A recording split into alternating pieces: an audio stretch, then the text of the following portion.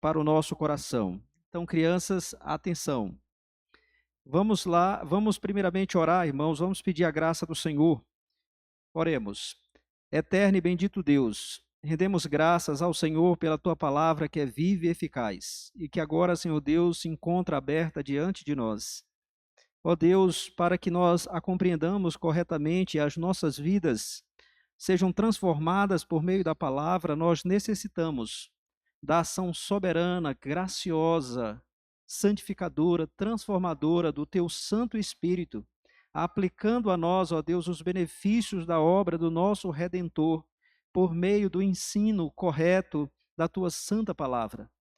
Ó Deus, por isso nós te impedimos que o Senhor, na tua infinita graça, na tua misericórdia que é sem fim, que o Senhor queira nos abençoar deste modo.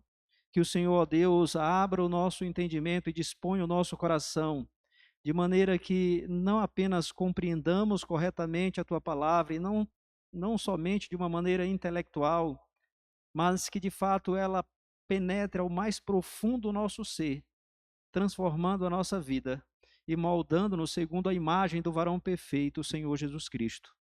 E se há entre nós alguém que ainda não é crente em Cristo Jesus, ó Deus bendito, queira alcançar esta ou estas pessoas com a tua graça salvadora, pois a tua palavra nos diz que a fé vem pelo ouvir, e ouvir a palavra de Cristo. Assim, Senhor Deus, queira nos abençoar nesta ocasião, pois nós te imploramos e agradecemos no nome do teu Filho bendito Jesus Cristo, em quem o Senhor se compraz. Amém. Vamos à leitura do texto, 1 de João, capítulo 2, a partir do verso 15, que nos diz assim: Não ameis o mundo, nem as coisas que há no mundo. Se alguém amar o mundo, o amor do Pai não está nele. Porque tudo o que há no mundo, a concupiscência da carne, a concupiscência dos olhos e a soberba da vida, não procede do Pai, mas procede do mundo. Ora, o mundo passa, bem como a sua concupiscência. Aquele, porém, que faz a vontade de Deus, permanece eternamente. Amém. Que Deus aplique a sua palavra ao nosso coração. Meus irmãos, eu tenho falado a respeito do perigo que é a influência do mundo sobre a nossa vida. Eu tenho tocado nesse ponto nas minhas pregações e ensino com muita frequência, mas hoje eu quero falar de uma maneira mais detida sobre este assunto, expondo esse texto precioso da palavra do Senhor. E, irmãos, por que que isso é tão importante? Talvez isso, meus irmãos, explique, ou pelo menos seja uma das explicações, porque a nossa igreja, eu estou falando a igreja de Cristo aqui no Brasil, ela seja tão irrelevante para a sociedade brasileira. Porque, meus irmãos, a cada ano que acontece o censo do IBGE, nós vamos ver um aumento significativo do número dos evangélicos. Por exemplo, segundo o censo de 2010, o número de evangélicos no Brasil cresceu cerca de 61,5% em 10 anos. Então, é um crescimento muito significativo, 61,5% em 10 anos houve esse crescimento. No entanto, nós vemos a sociedade brasileira da mesma forma, ou talvez até pior. A corrupção é algo que caracteriza a nossa sociedade. A secularização, ou seja, um afastamento cada vez maior dos princípios da palavra de Deus. A imoralidade, a indecência é algo que faz do Brasil conhecido lá fora.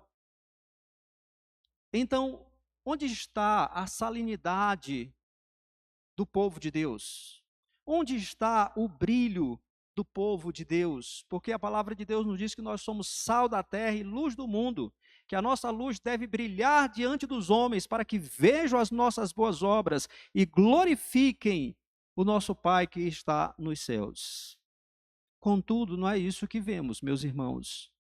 Então, por que que a igreja ela tem tão pouco impacto na sociedade brasileira?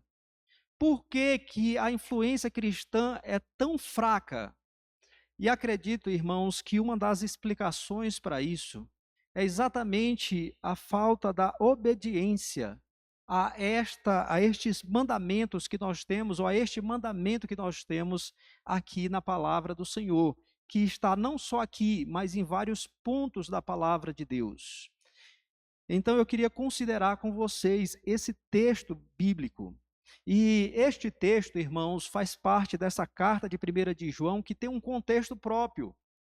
Esta carta ela foi escrita pelo apóstolo João e foi escrita para combater um falso ensino, entre outras coisas, para combater um falso ensino. Ainda assim, na sua forma embrionária, porque esse falso ensino ele vai se avolumar e ele vai se tornar conhecido no segundo século como sendo uma das maiores ameaças à igreja cristã. O nome desse ensino se tornou conhecido no segundo século como gnosticismo, que era uma falsa doutrina, que era uma heresia altamente influenciada pela filosofia grega, que no cerne dessa heresia estava a crença de que o espírito é bom e que a matéria é má, e que por essa razão aquilo que nós fazemos no corpo, a nossa conduta, não influencia o nosso espírito, porque o espírito é bom. E uma das implicações práticas disso é que você não precisa se importar com a maneira que você vive. E é por essa razão que o apóstolo João vai aqui falar muitas vezes sobre aquele que é nascido de Deus não vive na prática do pecado. Aquele que conhece a Deus não anda nas trevas, porque em Deus não há treva nenhuma. Por isso João vai combater isso. E este é aquilo que ficou conhecido como o teste moral, ou seja, aquele que é de Deus vai procurar viver uma vida correta, vai se afastar do pecado. Essa falsa doutrina também, ela negava que Jesus Cristo, que o Filho de Deus tinha encarnado. Porque se Deus é espírito e se o espírito é bom e a matéria é má, então Deus não pode ter encarnado, não pode ter assumido a forma física. E é por isso que João vai dizer no capítulo 4, que aquele que nega que Jesus Cristo veio em carne, esse é o anticristo, este não pertence a Deus.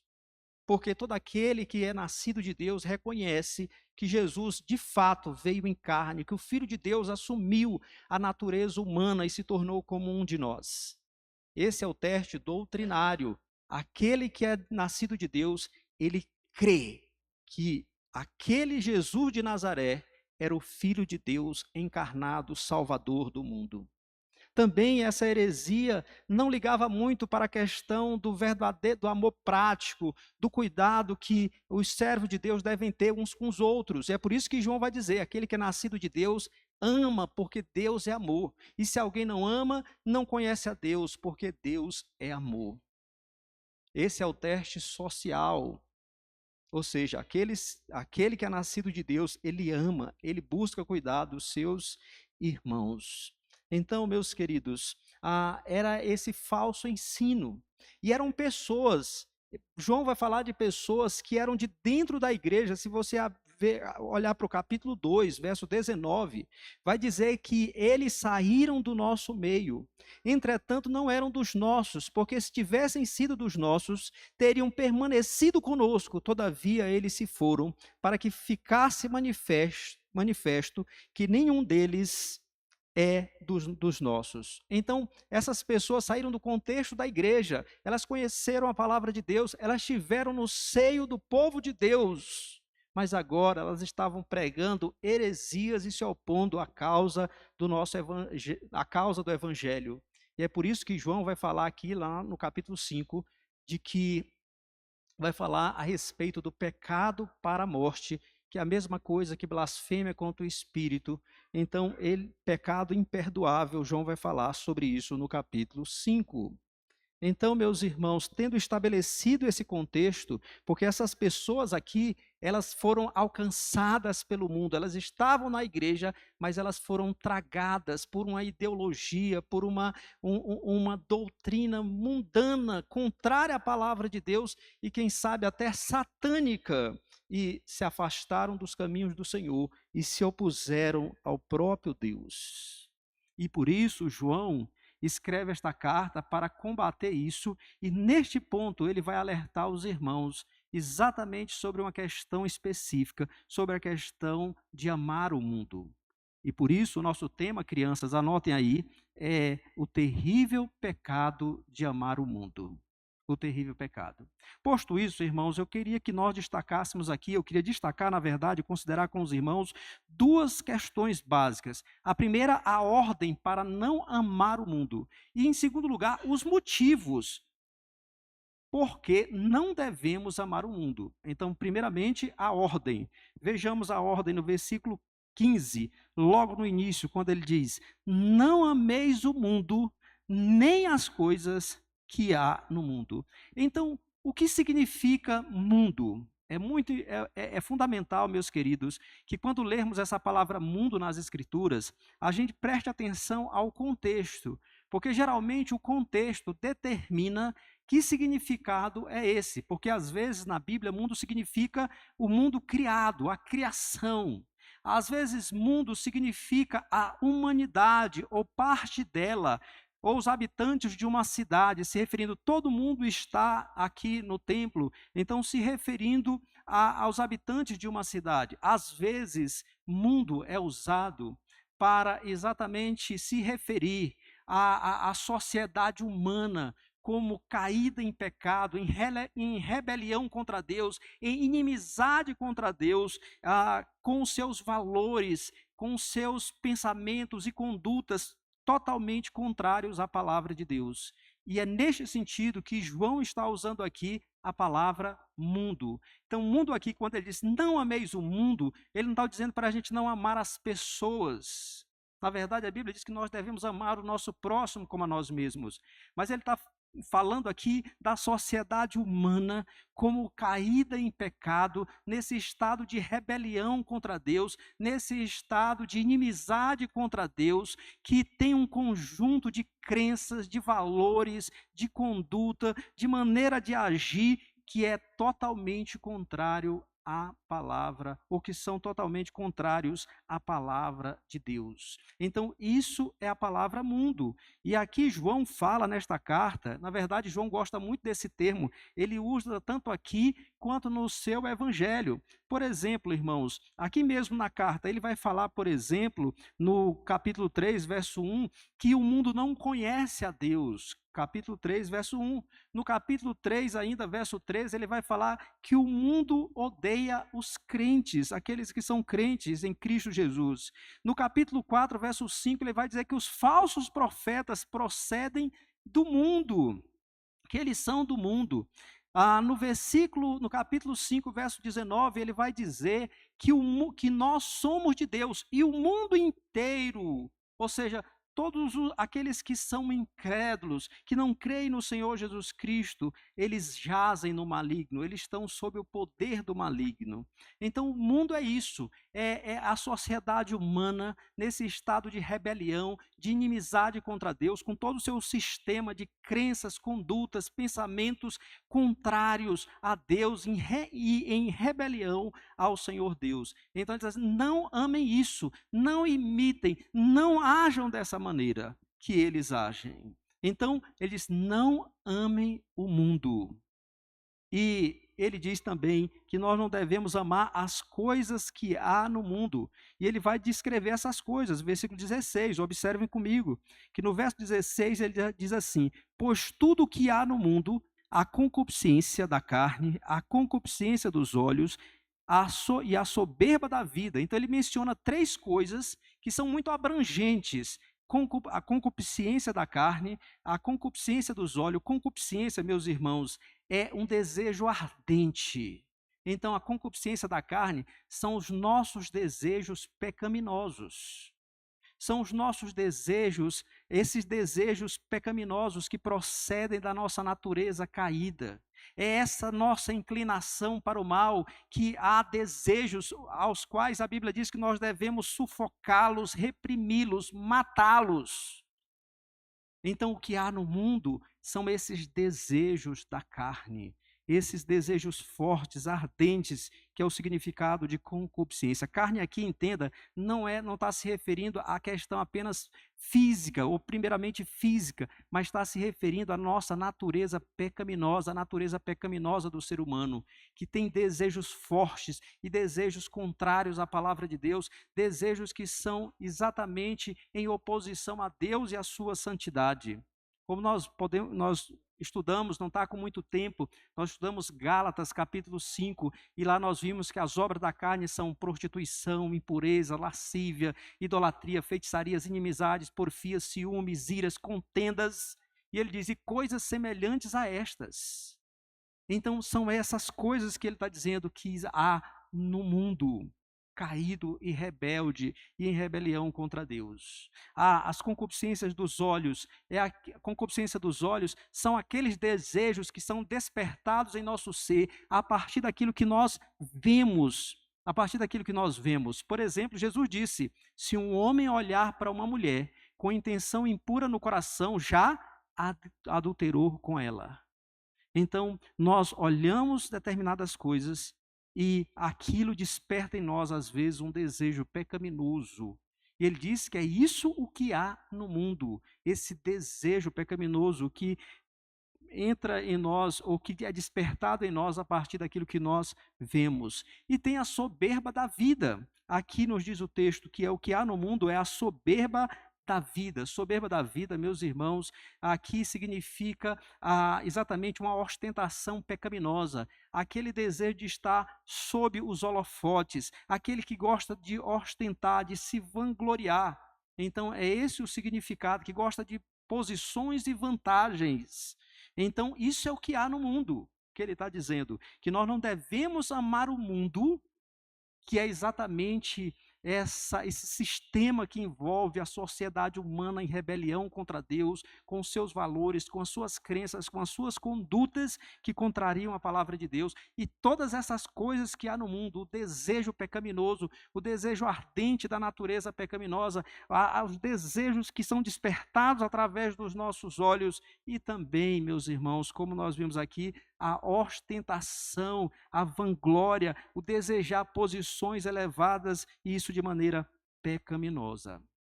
Então, não ameis o mundo, nem essas coisas, nos diz a palavra de Deus. E esse mandamento, irmãos, ele não é só do apóstolo João. Não foi só o apóstolo João que falou isso.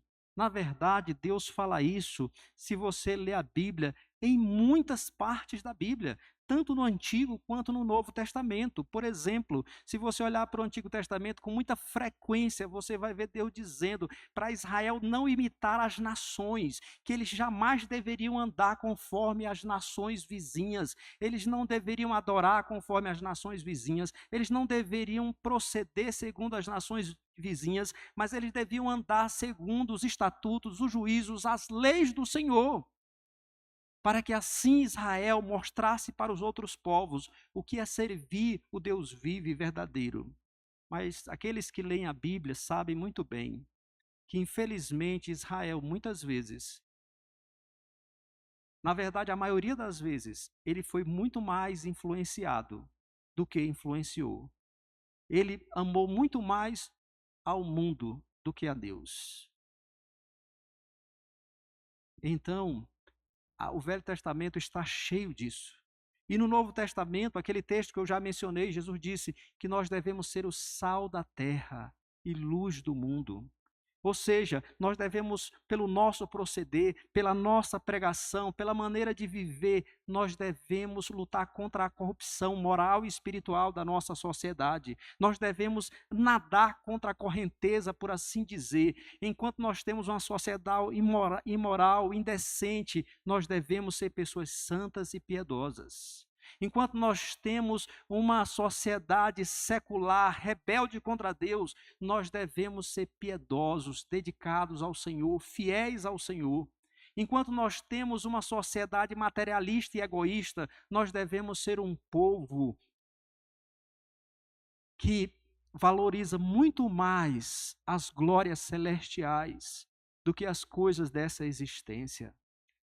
Numa sociedade que é individualista, egoísta, nós devemos ser um povo que ama e que busca o bem do próximo.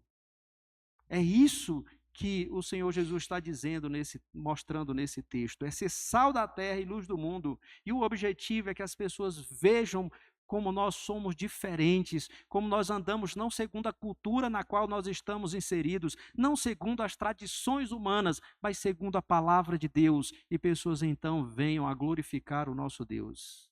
Nós lemos o texto de Romanos, capítulo 12, versos 1 e 2. Ali, Paulo está chamando os irmãos para exatamente não andarem segundo o mundo. Depois de fazer a exposição das misericórdias de Deus em Cristo, da obra salvadora em Cristo Jesus, ele diz: rogo-vos, pois, irmãos, que apresenteis o vosso corpo por sacrifício vivo, santo e agradável a Deus, que é o vosso culto racional. Ou seja, em virtude das misericórdias de Deus, apresentadas na obra perfeita e consumada de Cristo, então nós devemos responder a Deus tendo uma vida que é um culto. Mas não só isso. Ele diz: e não vos conformeis com este século. Ou seja, se conformar aí significa, meus irmãos, tomar a forma de.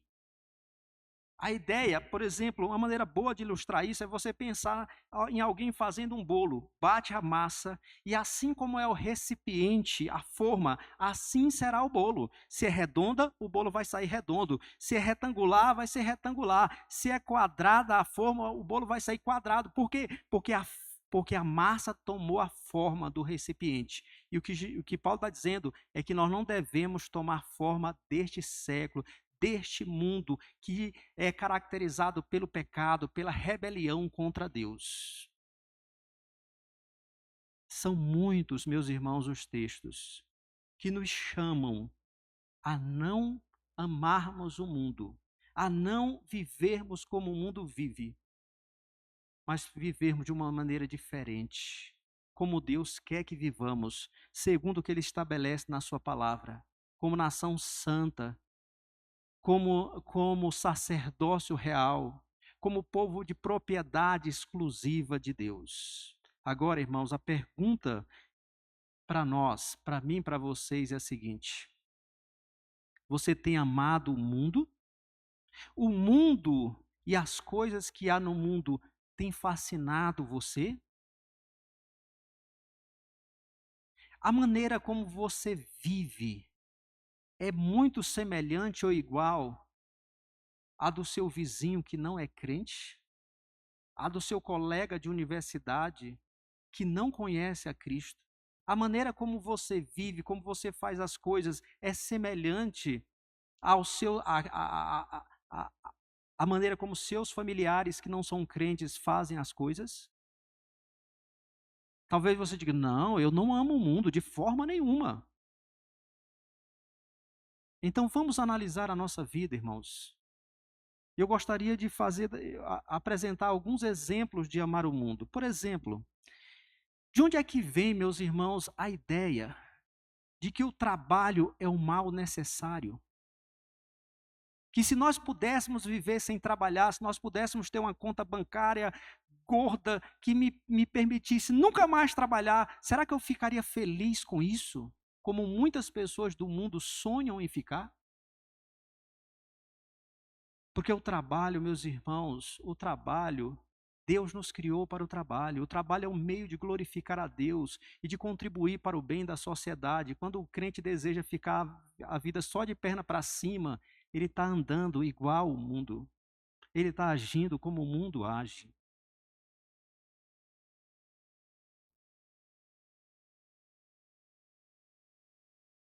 Quando você vai fazer negócios,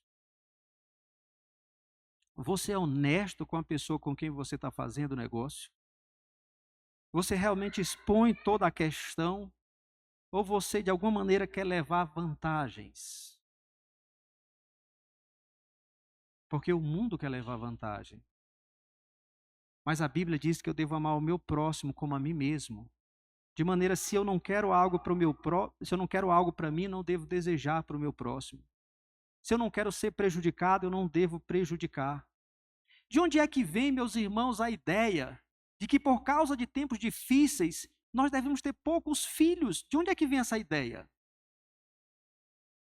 Não é da Bíblia. Se você tem essa ideia, os seus argumentos, com certeza, se não é problema de doença, alguma coisa assim, os seus argumentos são os mesmos do mundo. Porque é melhor criar poucas pessoas e dar condições para que elas tenham uma vida melhor. Mas eu quero aconselhar você a ler Jeremias 29, numa situação em que o povo estava numa situação muito mais difícil do que a nossa, num contexto muito mais difícil. E Deus vai dizer: multiplicai-vos, não diminuam, cresçam aí. Mas o mundo tem influenciado tanto a igreja que nós queremos ter poucos filhos. Mas isso não vem de Deus. Não vem de Deus.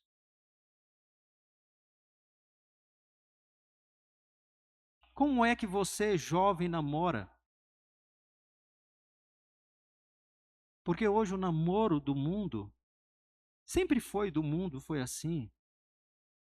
É um namoro íntimo, muito íntimo. É um namoro que vai além daquelas linhas permitidas. E muitas vezes os crentes estão namorando do mesmo jeito do mundo.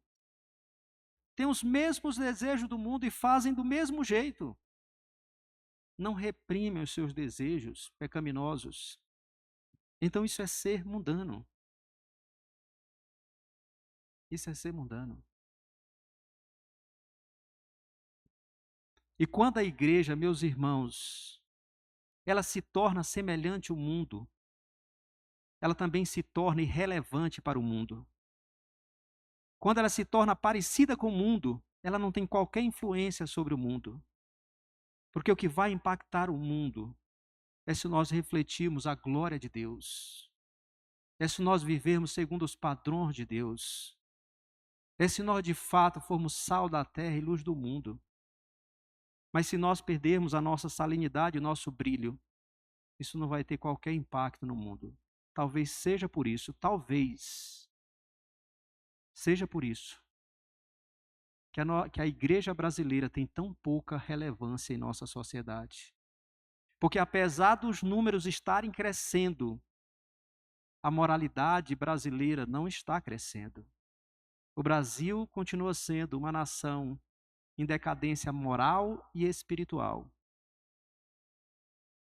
E muito disso, irmãos, é culpa nossa. Porque não estamos sendo como deveríamos ser. Sal da terra e luz do mundo. Luz do mundo. Crianças, vocês, atenção crianças, vocês também precisam ter cuidado com amor ao mundo. Quando vocês querem ser como seus coleguinhas e fazer o que eles fazem, aquilo que é contrário à vontade de Deus, vocês estão querendo ser igual ao mundo. Vocês têm que entender que vocês são diferentes. A Bíblia chama vocês de santos, porque vocês não nasceram no mundo, vocês nasceram no contexto do povo de Deus, e vocês devem viver de acordo com os padrões de Deus. Então, crianças, tenham cuidado com isso também. Tenham cuidado.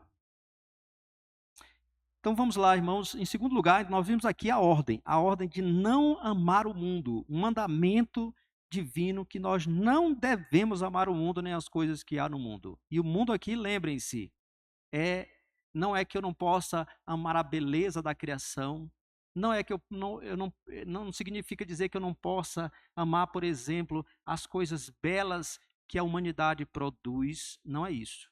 Não amar o mundo significa não amar esse sistema que envolve uma sociedade em rebelião contra Deus, que se expressa através de condutas, de crenças que são contrários à palavra de Deus. Por exemplo, eu estava assistindo uma série, ainda estou, mas acredito que vou abandoná-la. Porque, por exemplo, assisti a primeira temporada, muito boa a primeira temporada. Agora, em todos os episódios, todos até agora, da segunda, tem a questão da homossexualidade. Não teve nenhum episódio da segunda temporada que não tem isso. Isso é o mundo que diz: o amor é belo, não importa entre quem e como. Mas a Bíblia diz que não é assim. Nem toda forma de amor é bela. Nem toda forma de amor é aprovada por Deus. porque o que determina o que é certo e o que é errado é a palavra do Senhor, que é viva e eficaz. Então, não devemos amar o mundo, nem as coisas que há no mundo. Agora, em segundo lugar, irmãos, nós vamos olhar para os motivos para não amarmos o mundo. Motivos para não amar o mundo. Nós temos aí do final do versículo 15 até o versículo 17. Vamos ver isso. Primeiramente, ele diz, nós podemos ver o seguinte: por que nós não devemos amar o mundo? Porque o amor de Deus e o amor a Deus e o amor ao mundo são mutuamente excludentes, ou seja, eles não podem coexistir, eles não podem estar no mesmo coração. Vejam o que ele diz no final do versículo 15: se alguém amar o mundo, o amor do Pai não está nele. Ou seja, ou você ama o Pai, ou você ama o mundo. Você não tem como amar o mundo e amar o Pai ao mesmo tempo. Ele diz claramente: se alguém amar o mundo, o amor do Pai não está nele. Não está nele. Jesus já tinha dito, Jesus disse: ninguém pode servir a dois senhores, porque ou há de aborrecer-se de um e amar ao outro, ou se devotará a um e desprezará ao outro. Se nós voltarmos algumas páginas aqui na nossa Bíblia, em Tiago, capítulo 4, ele vai dizer assim: infiéis, não compreendeis que a amizade do mundo é inimiga de Deus? Aquele, pois, que quiser ser amigo do mundo, constitui-se em inimigo de Deus.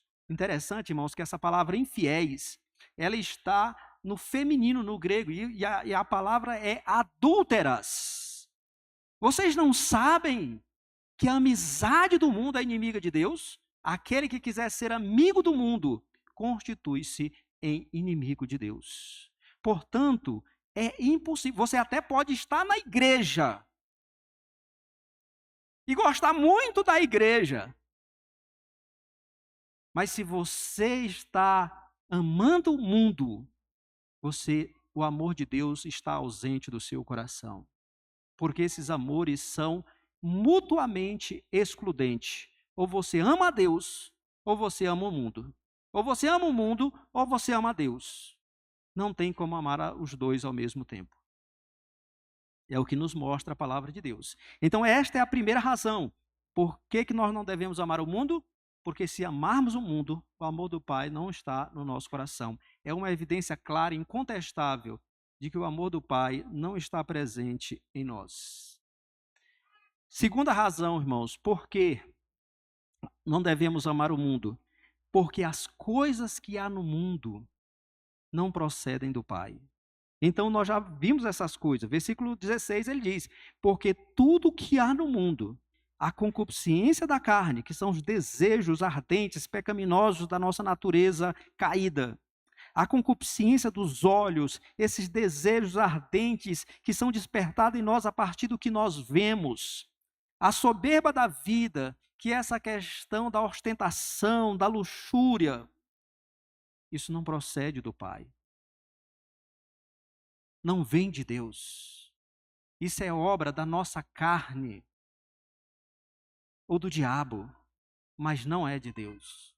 Então, por essa razão, nós não devemos amar o mundo, nem as coisas que há no mundo. A terceira e última razão que o apóstolo apresenta, versículo 17, é que o mundo passa, ao contrário daqueles que fazem a vontade de Deus. Veja aí o verso 17. Ora, o mundo passa, bem como a sua concupiscência. Aquele, porém, que faz a vontade de Deus, permanece eternamente. Então, essa sociedade humana, em inimizade, em rebelião contra Deus, com todos os seus valores, crenças e condutas que são contrárias à palavra de Deus, tudo isso vai passar. Quando o Senhor Jesus Cristo voltar, a Bíblia diz, lá no capítulo 1º da 2ª carta aos Tessalonicenses, que quando ele vier o Senhor Jesus Cristo para consumar todas as coisas, ele vem em chamas de fogo, tomando vingança contra todos aqueles que não conhecem a Deus e não obedecem à sua palavra. Estes serão banidos da face do Senhor e da glória do seu poder e serão lançados para destruição eterna. Vai passar. O mundo e as suas concupiscências.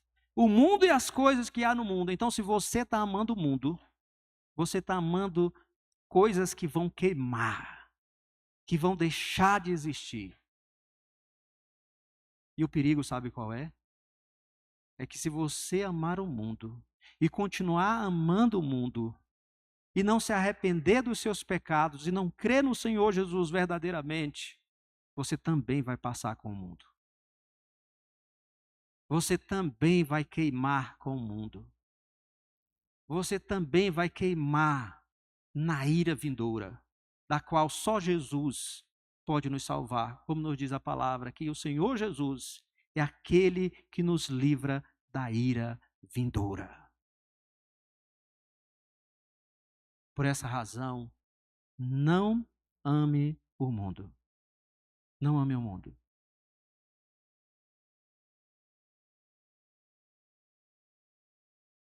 Então, irmãos, diante disso, nós devíamos olhar para a nossa vida.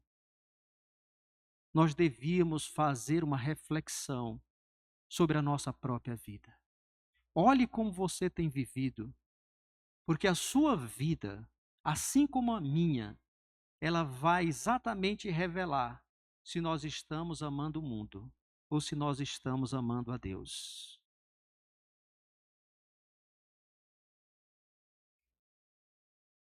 E não se enganem.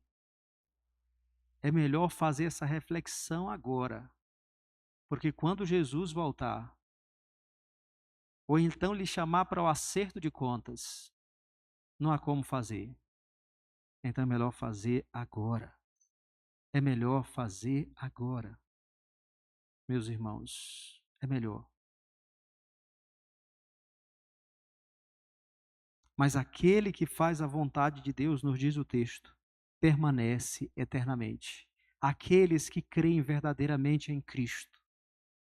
E a verdadeira fé, como a Bíblia diz, ela sempre é acompanhada de obras, porque a fé sem obras é morta. Mas aqueles que creem verdadeiramente no Senhor, certamente vão viver em obediência. Porque a palavra de Deus é muito clara e específica quanto a isso.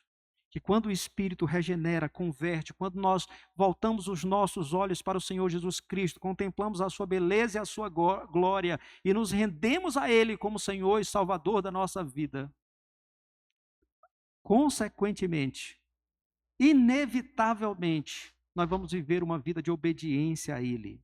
E é por isso que Ele diz que aquele que faz a vontade de Deus permanece eternamente. A minha pergunta para você e para mim também é a seguinte: a sua vida é caracterizada pela obediência à palavra de Deus? Pense, reflita, analise a sua vida e responda para si mesmo diante de Deus. A sua vida é caracterizada pela obediência à palavra do Senhor? Porque, meus irmãos, a resposta é reveladora. Porque se de fato e de verdade a minha vida é caracterizada predominantemente por uma vida de obediência à palavra de Deus, significa que eu sou de Deus e não do mundo. Significa que eu vou permanecer para sempre. Significa que eu fui alcançado pela graça transformadora de Deus, que tirou meu coração de pedra, colocou em mim um coração de carne, que o Espírito de Deus habita em mim e por essa razão eu estou vivendo em obediência. Agora, se a resposta for não, significa que você ainda ama o mundo, mesmo que seja membro da igreja, mesmo que seja pastor. Se você ainda ama, se a resposta a essa pergunta é não, você ainda ama o mundo, você ainda está morto em seus delitos e pecados, e se não se arrepender, não se voltar para a graça no Senhor Jesus Cristo, você passará com o mundo.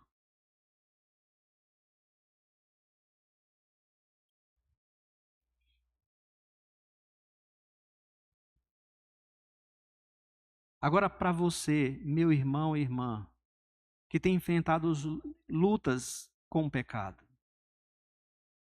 que tem enfrentado lutas com o pecado, que talvez você esteja se questionando agora: será que eu realmente sou do mundo? Será que eu sou de Deus? Porque a minha vida nesses últimos dias tem sido difíceis. Eu quero dizer para você que existe uma maneira de vencer o mundo. Olhe comigo, capítulo 5 desta carta, porque João vai falar aqui. Abram comigo, capítulo 5, versos 3 e 4, que nos dizem assim: porque este é o amor de Deus. É o capítulo 5, versos 3 e 4. Porque este é o amor de Deus, que guardemos os seus mandamentos. Ora, os seus mandamentos não são penosos, porque todo o que é nascido de Deus vence o mundo. E esta é a vitória que vence o mundo. Qual é a vitória que vence o mundo? A nossa fé. E aqui fé é fé no Senhor Jesus Cristo, a fé salvadora. Então, se você quer vencer o mundo, olhe para aquele que disse: no mundo tereis aflições, mas tende bom ânimo. Eu venci o mundo na cruz do Calvário. Olhe para ele, confie nele, descanse nele, porque só nele nós temos essa vitória. Porque é ele, meus irmãos, que morreu na cruz do Calvário para nos redimir, para que o nosso velho homem morresse e fosse crucificado com ele na cruz. Ele morreu naquela cruz e ressuscitou gloriosamente, derramou sobre nós o seu Espírito, para que nós vivamos não mais como o mundo, na verdade, para que nós fôssemos extraídos do mundo, para vivermos para a glória de Deus. Então é em Cristo e só nele que nós temos a vitória sobre o mundo. Crianças, aprendam a amar a Cristo desde cedo. Que o coração de vocês seja cheio do amor para com Cristo e não para com o mundo ou para as coisas que há no mundo. E para isso, leia mais as Escrituras para aprender sobre Cristo. Peçam aos seus pais que leiam para vocês os evangelhos, leiam e ensinem sobre Cristo, porque quanto mais nós o conhecemos, como estudamos hoje de manhã, mais o amaremos. Quanto mais percebermos a glória do nosso Salvador, quanto mais as cortinas forem tiradas dos nossos olhos e percebermos a glória de Cristo na palavra, o nosso amor o nosso coração se encherá de amor por Ele. E o brilho do mundo e as ilusões do mundo perderão o seu brilho. Então olhemos para Cristo, o autor e consumador da nossa fé. Amém. Vamos orar. Altíssimo e eterno Deus, nós rendemos graças ao Senhor pela tua palavra, que é viva e eficaz. Senhor, nesta hora queremos te pedir perdão, porque muitas vezes nós agimos como pessoas que não te conhecem, pessoas que são do mundo. Muitas vezes nós amamos o mundo, muitas vezes as coisas do mundo nos atraem e nos fascinam. Perdoa-nos, ó Deus, que sejamos fascinados com a tua glória, que sejamos maravilhados com a tua beleza, de maneira que não haja em nosso coração lugar para o mundo e para as coisas que há no mundo. Ajuda-nos, ó Deus, precisamos da tua graça, e o Senhor bem sabe o quanto nós precisamos, e nós te pedimos no nome de Jesus. Amém.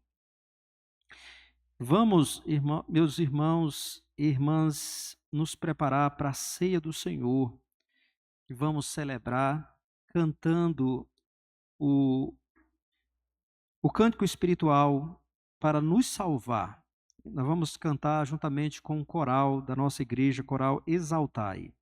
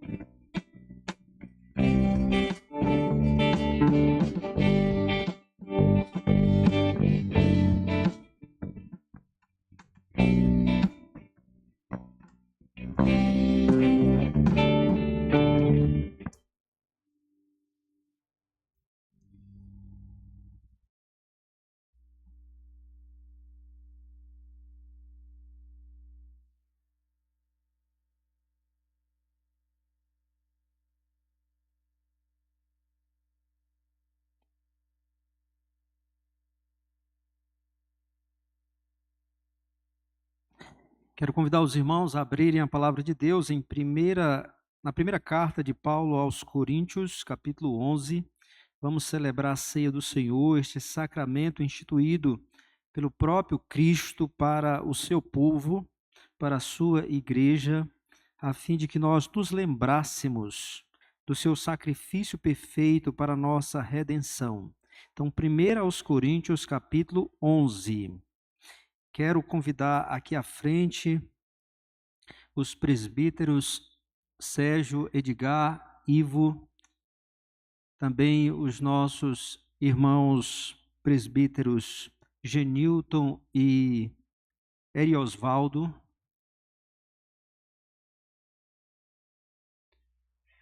E quero convidar também o nosso irmão diácono Tiago para nos ajudarem na distribuição dos elementos da ceia do Senhor. Eu vou ler a palavra de Deus aqui em 1 aos Coríntios, capítulo 11, a partir do verso 23. 1 aos Coríntios, capítulo 11, a partir do verso 23, nos diz assim a palavra do Senhor.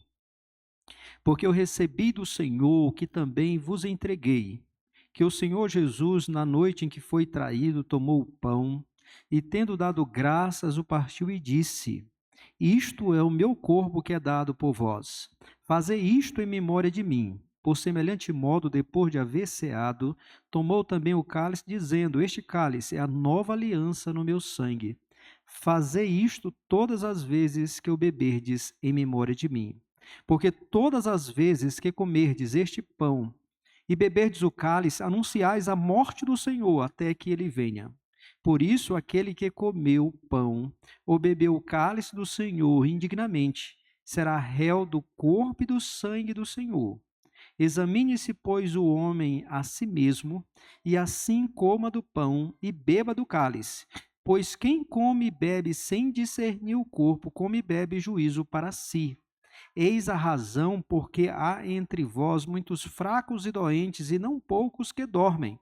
Porque se nos julgássemos a nós mesmos, não seríamos julgados. Mas quando julgados, somos disciplinados pelo Senhor, para não sermos condenados com o mundo. Assim, pois, irmãos meus, quando vos reunis para comer, esperai uns pelos outros. Amém. Então, a palavra de Deus aqui nos ensina que a ceia do Senhor, ela é um memorial. Ou seja, o Senhor Jesus Cristo a instituiu para que nós nos lembrássemos regularmente que nós só temos vida por meio do seu sacrifício perfeito na cruz do Calvário, que ele teve que morrer naquela cruz, ele teve que ter o seu corpo fixado ali, o seu sangue derramado, para que os nossos pecados fossem lavados, fôssemos perdoados e aceitos por Deus. A ceia do Senhor é, além disso, meus irmãos e irmãs, um sinal e selo da aliança. Ou seja, a ceia do Senhor nos lembra que nós temos um relacionamento pactual com o nosso Deus, e aqui nós reconhecemos essa verdade. A ceia do Senhor também, ela é alimento não físico, mas espiritual. Então, esses alimentos físicos, o pão, o cálice, eles simbolizam o corpo e o sangue do Senhor Jesus Cristo, respectivamente, e simbolizam as realidades espirituais. Então, quando nós participamos dignamente da ceia do Senhor, nós somos alimentados do pão do céu, ou seja, o Espírito Santo aplica ao nosso coração os benefícios da obra perfeita e consumada de Cristo. E quando nós celebramos a ceia do Senhor, nós estamos anunciando para todos os que estão presentes que só é possível ter vida por meio do nosso Redentor. Então é uma forma de pregar o Evangelho. E uma vez que nos diz que até que Ele venha, nós, quando celebramos a ceia, nós devemos também nos lembrar de que um dia nós estaremos na presença física do nosso Redentor. Naquele dia que a Bíblia chama de as bodas do Cordeiro. Então, a ceia do Senhor tem todas essas significações. E o Senhor Jesus a instituiu para aqueles que são seus discípulos professos. Então, se você é um crente em Cristo Jesus, que já fez a sua profissão de fé e foi batizado, que não está sob disciplina, então deve participar da ceia do Senhor, que é um mandamento, participar em arrependimento, participar em verdadeira fé, em verdadeiro conhecimento do nosso Salvador. Se você não tem essas qualificações, então o Senhor Jesus mesmo impõe restrições. Não é uma restrição da igreja, não é a restrição do pastor, mas é do próprio Cristo. E aqueles que participam indignamente se tornarão réus do corpo e do sangue do Senhor. Então, se você não é um crente em Cristo Jesus, se você está sob disciplina, então não deveria participar da ceia do Senhor, porque assim como através desse sacramento o Espírito nos comunica a graça salvadora, nos comunica os benefícios da obra do nosso Redentor. Por outro lado, como nós observamos no texto, porque os coríntios estavam profanando a ceia do Senhor, muitos deles eram fracos, outros estavam doentes e outros já tinham morrido. Então, irmãos, participemos dignamente da ceia do Senhor. Nós vamos orar, vamos fazer uma oração. Aqueles que vão participar da ceia do Senhor, peço que fiquem de pé e só se assentem quando receberem os dois elementos, pão e vinho. Então vamos orar nesta hora, neste momento. Senhor Deus, nós rendemos graças ao Senhor por este sacramento instituído pelo teu Filho bendito Jesus Cristo para o teu povo. Agradecemos principalmente por aquilo que ele simboliza, por aquilo que ele representa, que é o sacrifício perfeito do nosso Redentor, é a aliança bendita que existe entre o Senhor e o teu povo. Obrigado, ó Deus, por tudo isso. E nós, ó Deus, agradecemos, porque nesta ocasião o Senhor nos concede o privilégio de participarmos da mesa do nosso Salvador Jesus Cristo. E te imploramos que o Senhor nos ajude, perdoa-nos, purifica-nos dos nossos pecados, ajuda-nos a participarmos da ceia do Senhor de maneira digna, ó Deus, a fim de que sejamos abençoados, edificados nos teus caminhos, fortalecidos em nossa fé, no amor de uns para com os outros e para contigo, e na nossa esperança cristã. Bendito Deus, nós rendemos graças pelo pão que simboliza o corpo do nosso Redentor, que foi ali afixado na cruz do Calvário, foi moído pelos nossos pecados, como nos diz a tua palavra. Ó Deus, ele carregou no seu corpo sobre o madeiro os nossos pecados, para que pelas suas feridas nós fôssemos sarados. Ó bendito Deus, nós te imploramos que o Senhor separe este pão do uso comum para o uso santo, e assim como nós iremos comer este pão fisicamente, que espiritualmente, pela ação e obra do teu Espírito, venhamos nos alimentar do pão do céu, do Senhor Jesus Cristo. Venhamos nos alimentar, ó Deus, dos benefícios da obra perfeita e consumada do nosso Salvador.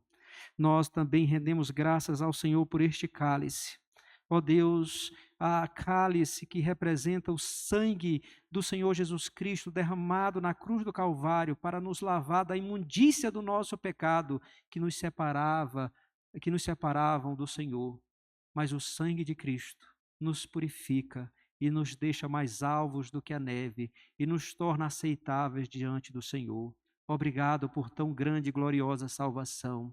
Nós rendemos graças, ó Deus, por este cálice e te imploramos que o Senhor o separe do uso comum para este uso santo. E assim como nós iremos ingerir fisicamente este vinho, que espiritualmente, na nossa alma, venhamos ingerir os benefícios do sacrifício perfeito e consumado do nosso Redentor, de maneira que nós sejamos edificados nos teus santos e retos caminhos, para o louvor e para a glória do teu santo nome. É na mediação de Cristo que nós oramos e te imploramos todos estes benefícios. Amém. Amém.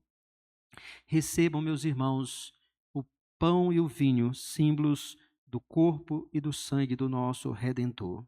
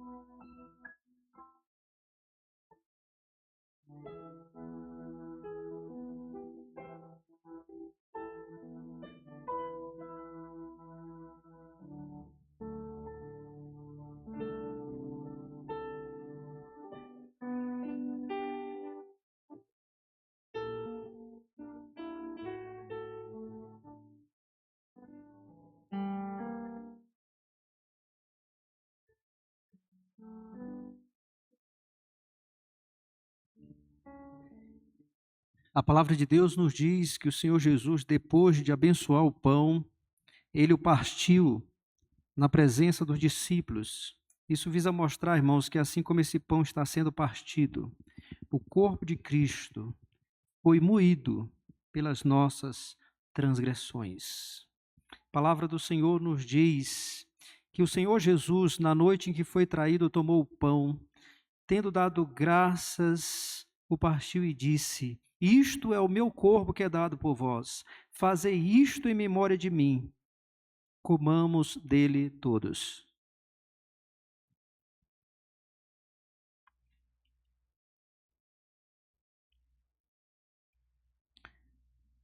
A palavra de Deus nos diz que o Senhor Jesus, depois de haver ceado, tomou também o cálice, dizendo: Este cálice é a nova aliança no meu sangue.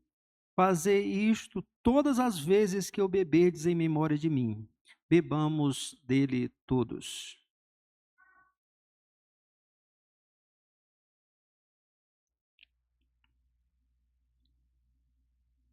Nós vamos fazer uma oração e logo em seguida a bênção dos apóstolos.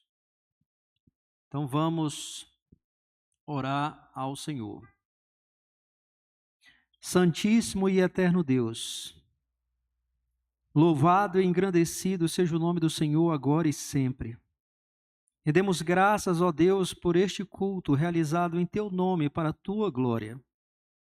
Rendemos graças, ó Deus, porque tivemos o privilégio de prestarmos a ti o louvor, a adoração, de cantarmos louvores, hinos ao Senhor. Rendemos graças, ó Deus, porque colocamos diante do Senhor petições, intercessões, ações de graças. Rendemos graças, ó Deus, pela tua palavra que é viva e eficaz, que nos exortou nesta noite a não amarmos o mundo e por que não amá-lo, mas fazer a vontade do Senhor e amar o Senhor com inteireza de coração. Rendemos graças pelo sacramento do qual acabamos de participar. Aplica a nós, ó Deus, os benefícios da obra de Cristo. E agora, Senhor, despede-nos em paz para os nossos lares, como o Senhor nos trouxe. Ó Deus bendito, conceda-nos uma semana em paz, debaixo dos teus cuidados, uma semana na qual sejamos de fato e de verdade sal da terra e luz do mundo, em todos os contextos nos quais estivermos inseridos, no trabalho, na escola, na vizinhança, em nossa família, que nós possamos ser sal da terra e luz do mundo, para que as pessoas vejam as nossas boas obras e glorifiquem o teu nome.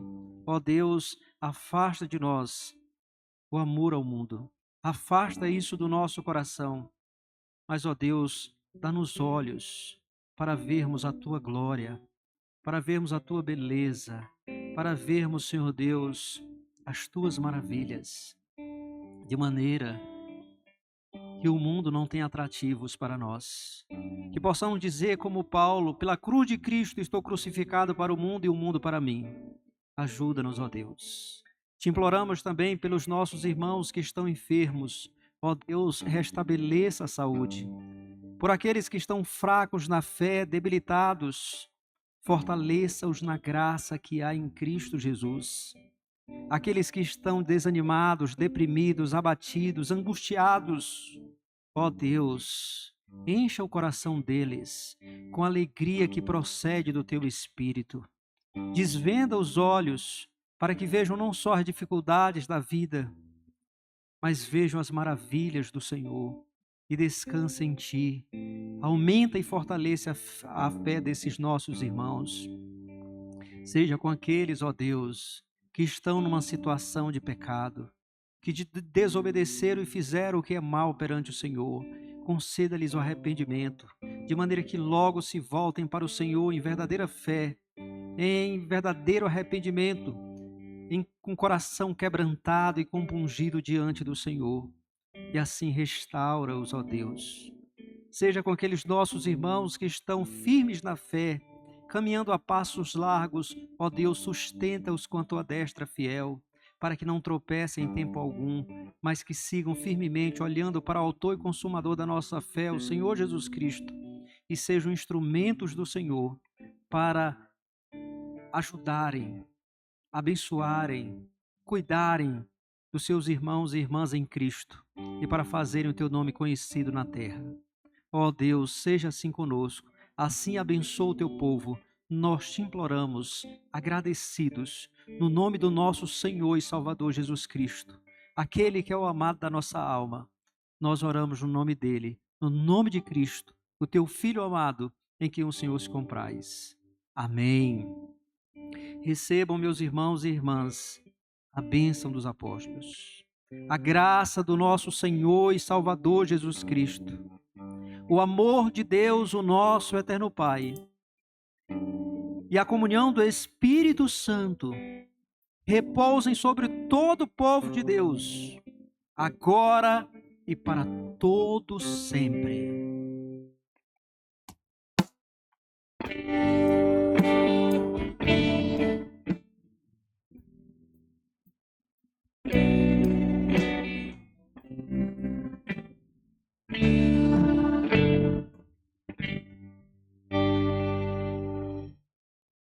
Podeis assentar, meus irmãos e irmãs.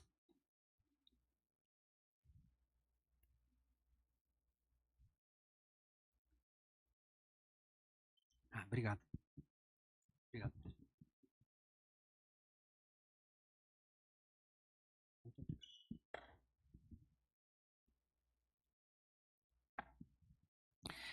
Meus irmãos, nós, como igreja, precisamos nos alegrar com os nossos visitantes e nós queremos agradecer a todos aqueles que nos visitam nesta noite. Muito obrigado pela sua presença.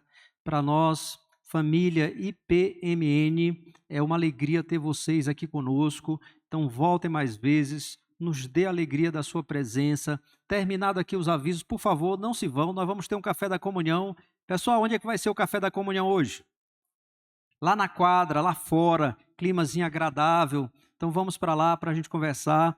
Por favor, não vá embora. Diáconos, tranquem as portas aí. Não, brincadeira, gente. Nós gostaríamos que vocês estivessem conosco ali na quadra por mais um tempo. E também, irmãos, tem aqui alguns avisos importantíssimos. Eu gostaria, por favor, que vocês atentassem para os avisos. Deixa eu só pegar aqui minha pena.